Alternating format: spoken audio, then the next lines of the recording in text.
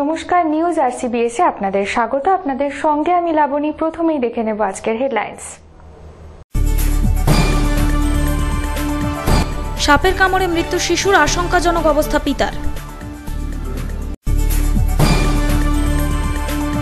প্রাথমিক শিক্ষকের অস্বাভাবিক মৃত্যু, কোলাঘাটে নিজের বাড়ি থেকে উদ্ধার ঝুলন্ত মৃতদেহ। টানা বৃষ্টিতে ঘরবন্দি গৃহস্থ, ধানের পচন শুরু, মাথায় হাত কৃষকের। দীঘার জলোচ্ছ্বাস, বাড়তি আকর্ষণ পর্যটকদের, এদিকে বাঁধ ভাঙনে বাড়ছে আশঙ্কা।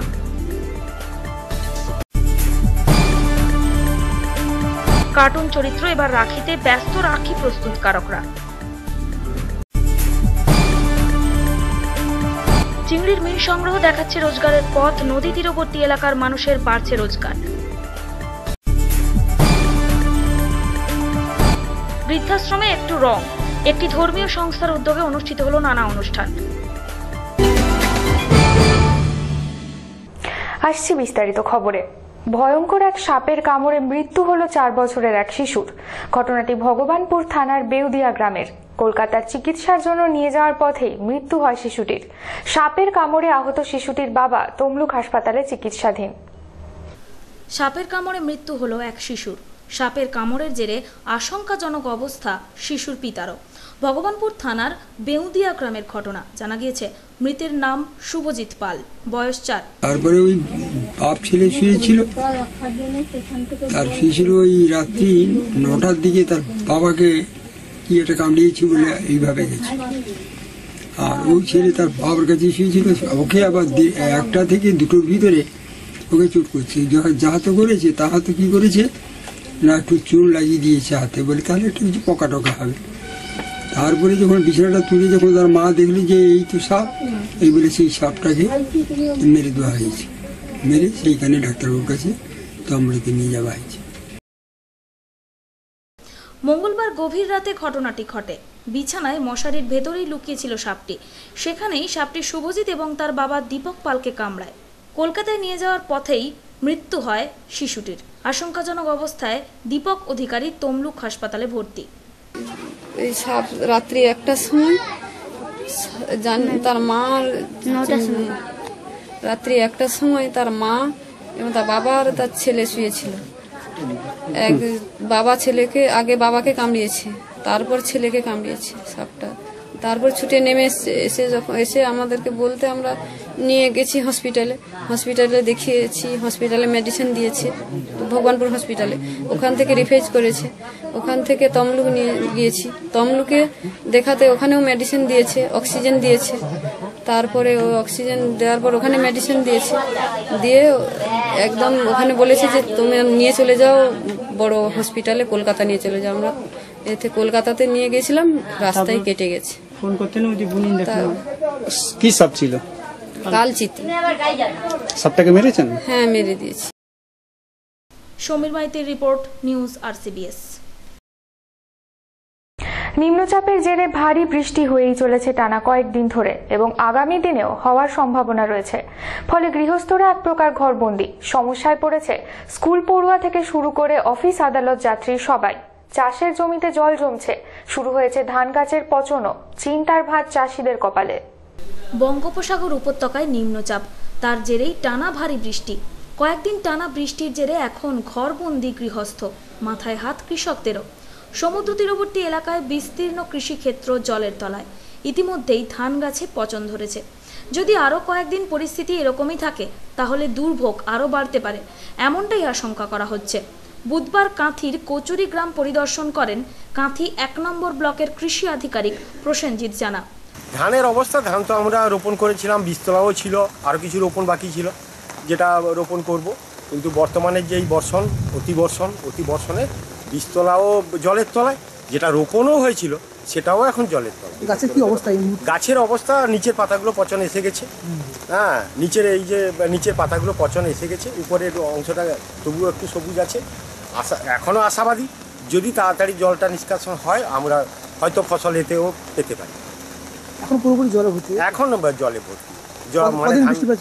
এখন বৃষ্টিটা আরম্ভ হয়েছে ধরুন 7-8 দিন, তবে অতিবর্ষণটা 4-5 দিন হচ্ছে। প্রসূন ব্যানার্জির রিপোর্ট, নিউজ RCBS।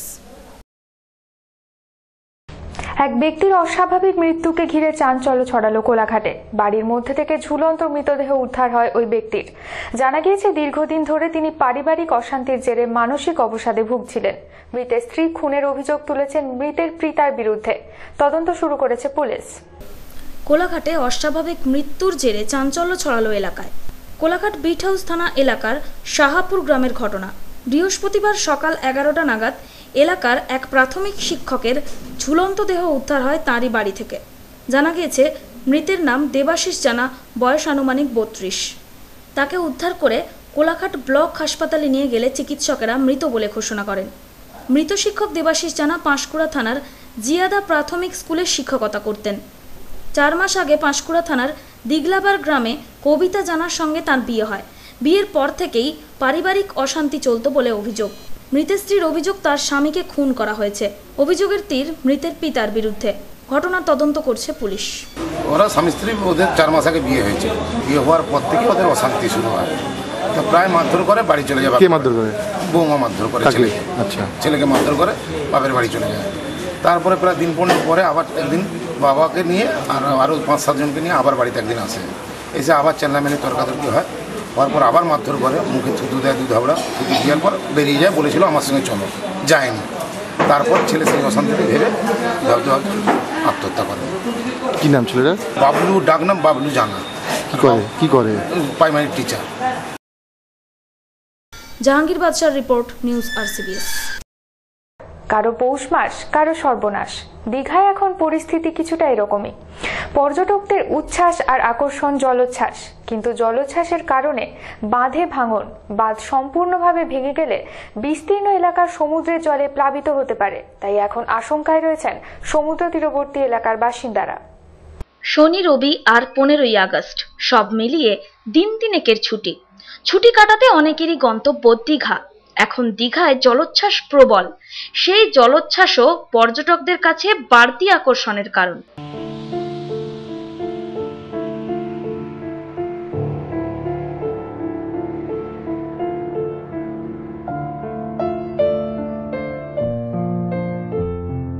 আগামী 14 তারিখে যেহেতু 15ই আগস্ট 3 দিন ছুটি আছে, একটু ব্যাপক ভিড় হবে তাজপুর, মন্দারমণি এবং আমাদের দীঘা। এখানে যখন বেশি ভিড় হয়, বেশি সংখ্যক পর্যটকরা আসেন, তখন মূলত একটা সমস্যার সৃষ্টি হয়। যেটা হচ্ছে আবাসনের ক্ষেত্রে হোটেলে যারা পর্যটকরা আসেন একটু বেশি পয়সা দিয়ে থাকতে হয়। সেক্ষেত্রে আমরা Digha Shankarpur hoteliers association, Digha hoteliers association, new Digha, old Digha এবং তাজপুর হোটেলিয়ার্স অ্যাসোসিয়েশন, মন্দারমণিও যুক্ত করে আমরা সমস্ত হোটেল মালিককে মিটিং গত কয়েকদিন আগে ডেকেছিলাম। ওনাদেরকে বলেছি যাতে বেশি পয়সা পর্যটকদের কাছ থেকে না নেওয়া হয় এবং পুলিশ প্রশাসন, সাধারণ প্রশাসন, বিডিও, পঞ্চায়েত, সিভিক পুলিশ, এদেরকে সবাইকে বলা হয়েছে। এবং জলোচ্ছ্বাস চলছে। এই প্রাকৃতিক দুর্যোগে আগামী দিনে সারাসারি কটাল আছে, যাতে কোনো সমুদ্র সৈকতে, সি বিচে কোনো পর্যটক কোনো অসুবিধা না হয়, বেশি জলে যাতে কেউ না নামেন, সতর্কতা অবলম্বন করে। তার জন্যে আমরা প্রশাসনে সতর্কতা অবলম্বন করে আমরা সব ব্যবস্থা। এদিকে সমুদ্র তীরবর্তী অঞ্চলে বসবাসকারী অসংখ্য মানুষের কাছে আতঙ্কের নাম জলোচ্ছ্বাস।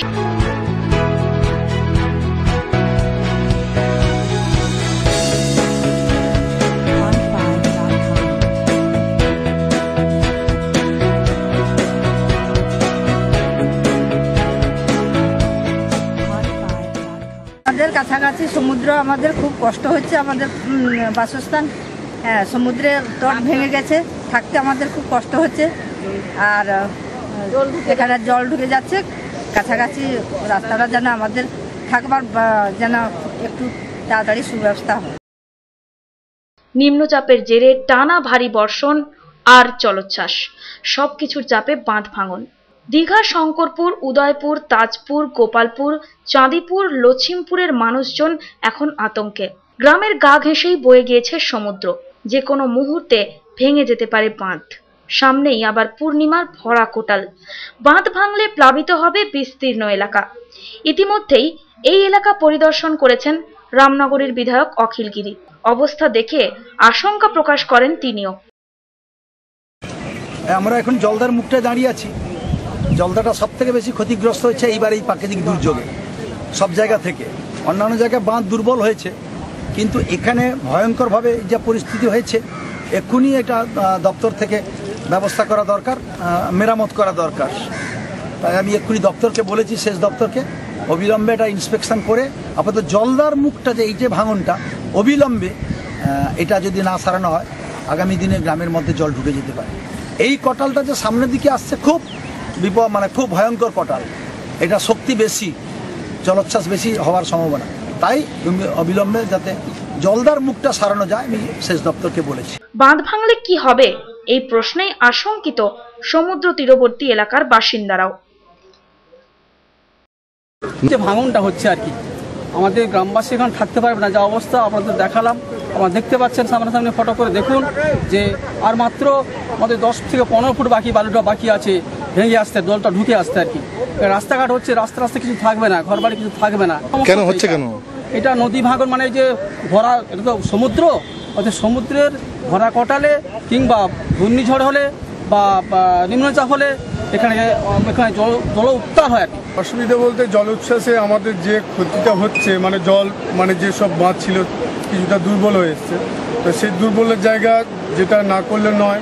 এবার আমাদের এমএলএ সাহেব এসে এখানে ঘুরে গেলেন, দেখছেন, ওনাদেরকেও আমরা রিকোয়েস্ট করেছি। অসুবিধা বলতে ওই জলে উচ্ছ্বাস প্লাস আমাদের ওখানে ওই দিকটা পুরো ঢুকে গেছে, মানে কিছুদিনের পরে আবার তাজপুরটাও ভেসে যাওয়ার সম্ভাবনা রয়েছে। মানে এতটা কিছুটা ড্রেজিং করার দরকার আছে। আর এই আমাদের যাতে আমি সরকার বাহাদুরের কাছে আবেদন করছি যাতে এই ব্রিজটা, আমার তাজপুর ব্রিজটা যেন সুন্দর পরিষ্কারভাবে। জাহাঙ্গীর বাদশাহ রিপোর্ট, নিউজ RCBS। কার্টুন দেখতে ছোটরা সবাই পছন্দ করে, সেই কার্টুনকেই এবার হাতিয়ার করে রাখি তৈরি করছেন রাখি প্রস্তুতকারকরা। কোলাঘাটের কয়েকটি পরিবার এখন ব্যস্ত রাখি তৈরিতে। ছোটা ভীম, মোটু পাতলু সবগুলোই ছোটদের খুব প্রিয় কার্টুন চরিত্র। এবারের রাখি উৎসবে এটাই হিট। রাখিকে ছোটদের কাছে আরো আকর্ষক করে তুলতে রাখি প্রস্তুতকারীরা ব্যবহার করেছেন কার্টুন চরিত্রগুলোকেই। বড়রা পছন্দ করছেন স্টোন দেওয়া রাখি। কোলাঘাটের বেশ কয়েকটি পরিবার সারা বছরই চাঁদমালা জাতীয় বিভিন্ন হাতের কাজ করে দিন গুজরান করেন। রাখির 3-4 মাস আগে থেকেই চলে রাখি তৈরির হিড়িক। কোলাঘাটের মালাকার পরিবারে গিয়ে দেখা গেল সেই ছবি। 3 থেকে 70 টাকা পর্যন্ত হরেক কিসিমের রাখির দেখা মিলল।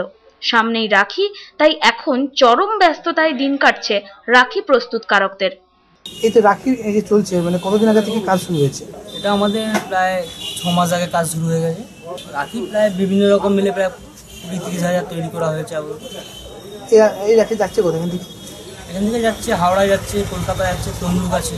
এবারে যে রাখি, এবারে মূল আকর্ষণ কি আছে? এবারে নতুন আইটেম কি রয়েছে? বাচ্চাদের ছোটা ভীম আছে, টলু পাগলু আছে। হচ্ছে রাখি 3 থেকে শুরু, 3 টাকা আছে, 4 টাকা, 6 টাকা, 10 টাকা, 70, 80। প্রসূন ব্যানার্জির রিপোর্ট, নিউজ RCBS। নদী থেকে চিংড়ির মিন সংগ্রহ এখন নদী তীরবর্তী এলাকার বহু মানুষের রুজির উৎস। শিশু থেকে মহিলা সবাই এই কাজের সাথে যুক্ত। এদের কাছ থেকে মিন কিনেই চিংড়ি চাষ করেন ব্যবসায়ীরা। চিংড়ির যে কোনো পদই ভোজন রসিক বাঙালির কাছে খুব প্রিয়। গ্রামে গঞ্জে বহু ব্যবসায়ী এখন চিংড়ি চাষ করেন। সেই চিংড়ি চাষের জন্য প্রয়োজনীয় মিন নদী থেকে সংগ্রহ করেন নদী তীরবর্তী এলাকার অসংখ্য মানুষ। তো আপনি তো মাছ ধরছেন, এগুলো কি মাছ ধরছেন? এগুলো হচ্ছে যে বাগদা চিংড়ি। সারাদিনে কারো 500, 1000, কারো 1500 এরকম। মানে এটার মূল্য কত হতে পারে সারাদিন খাটলে? সারাদিন খাটলে 400-500 টাকা। এটা ক মাস চলবে নদীতে? ও 2-3 মাস। এই মাছগুলো পাঠাচ্ছেন কোথায় বা কোথায় সাপ্লাই হচ্ছে? আমাদের এখানে দিচ্ছি, এখান থেকে সাপ্লাই হচ্ছে যেটা কোথাও বাংলাদেশ। পূর্ব মেদিনীপুরের কোলাঘাট, তমলুক, মহিষাদলের বহু মানুষের এখন রুজির রাস্তা মিন সংগ্রহ। এতে একদিনেই রোজগার হয় 200 থেকে 500 টাকা। শিশু থেকে মহিলা সবাই এই মিন সংগ্রহের সঙ্গে যুক্ত। আচ্ছা, আপনি কি নদীতে কি করছেন এখন? এখন মিন হচ্ছে। আচ্ছা, সারাদিনে কিরকম মাছ মানে এই মিন পাওয়া যায়? সারাদিনে 300-400। মানে কিরকম দাম থাকে? 60 পয়সা পিস। একজন মানুষ কত টাকা ইনকাম করতে পারে? 300-350 টাকা। একটা রোজের থেকে একটু বেশি, তাই এত জল খাটা। মোটামুটি এই যে মাছগুলো, এই যে মিন ধরছেন, এগুলো যাচ্ছে কোথায়, কোথায় পাঠাচ্ছেন? এই এখন আমাদের পাইকার আছে হাওড়া, হাওড়া থেকে মাস্টার নিয়ে যাচ্ছে, ওরা আবার কোথায় পাঠাচ্ছে আমরা ঠিক জানি না। মানে বাংলাদেশ যাচ্ছে যেতে পারি, হতে পারে। মোটামুটি এই সময় একটা বাড়তি ইনকাম পান, তাই তো? এইটা আছে বলেই বেঁচে আছে জেলেরা, কারণ এখন ইলিশ নেই, নদীতে কোনো গুঁড়ো মাছ নেই, যে মাছটা ধরা হয় এখন এই মিনের উপরেই চলছে। প্রসূন ব্যানার্জির রিপোর্ট, নিউজ RCBS।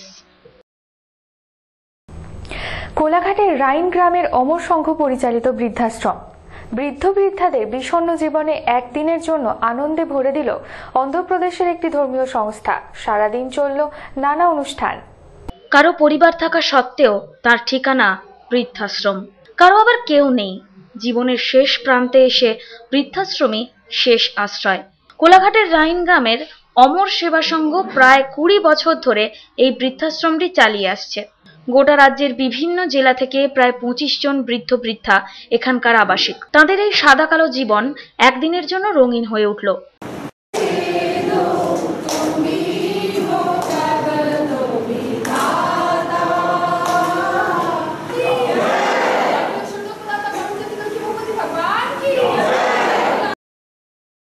অন্ধ্রপ্রদেশের একটি ধর্মীয় সংস্থার উদ্যোগে বৃদ্ধাশ্রমে চলল ধর্মীয় আলোচনা, বিভিন্ন অনুষ্ঠান। এদিন তাদের শারীরিক অবস্থারও পরীক্ষা করা হয়। আমার নাম প্রশান্ত দে। আমি অ্যাকচুয়ালি হাওড়াতে থাকি এবং সমগ্র আমাদের ওয়েস্ট বেঙ্গল ব্যাপী আমরা আমাদের এই কাজ করে বেড়াই। কাজ অর্থাৎ এই যে আমরা অ্যাকচুয়ালি আমাদের মূল উদ্দেশ্য হচ্ছে মানবের সেবা করা। মানুষের সেবা করতে গেলে একটা যদি ব্যানার লাগে, তো আমাদের মূল ব্যানার বা আমাদের মূল যে ফাউন্ডার ছিলেন তিনি হচ্ছেন আম্মা ভগবান, ছিলেন মানে আছেন। তো এই আম্মা ভগবান ইনি আজকে আমাদের মধ্যে যা দিয়েছেন ভরে, যা কিছু করে দিয়েছেন যে এটা ভাষায় সত্যি বলা যাবে না। আজকে ভাষায় বলা যাবে না বলতে বাস্তবিক কোনো বলার মতো ভাষা নেই যে আমরা আমাদের জীবনে কত উপকৃত। এই যে আমরা উপকার পেয়েছি ভীষণভাবে আম্মা ভগবানের কাছ থেকে, এই ওয়াননেস ইউনিভার্সিটির কাছ থেকে, এই উপকারটা আমরা চাই যে সমস্ত মানুষের মধ্যে আসুক। আমাদের এটা শুধু স্পিরিচুয়াল ব্যাপার নয়, স্পিরিচুয়ালের সঙ্গে সম্পূর্ণ মেন্টাল আমাদের যে সমস্ত সমস্যাগুলো আছে সেই সমস্যাগুলো কি করে আমরা তার থেকে উতরতে পারি, কি করে আমরা এগোতে পারি, তার থেকে পার করে আমাদের সঠিক লক্ষ্যে আমরা এগোতে পারি, তার জন্য আমাদের এই ওয়াননেস ইউনিভার্সিটি মেন কাজ করছে। বিভিন্ন জায়গায় তো বড় বড় মিশন ইত্যাদি আছে, তারা তো অনেক জায়গা থেকে সাহায্য পায়। তা আমরা চেষ্টা করি যারা সাহায্য পায় না তাদেরকে আমাদের নিজেদের মধ্যে থেকে কিভাবে নিজেরা কন্ট্রিবিউট করে একটা সাহায্য করা যায়, এবং এর পিছনে আমাদের সম্পূর্ণ উদ্যোগ এবং আমাদের সম্পূর্ণ যা কিছু যোগান সেটা হচ্ছে ওয়াননেস ইউনিভার্সিটি থেকে যোগান। Prasun Banerjee report, news RCBS। News RCBS আজ এ পর্যন্তই। ফিরে আসবো আগামীকাল ঠিক এই সময়। নমস্কার।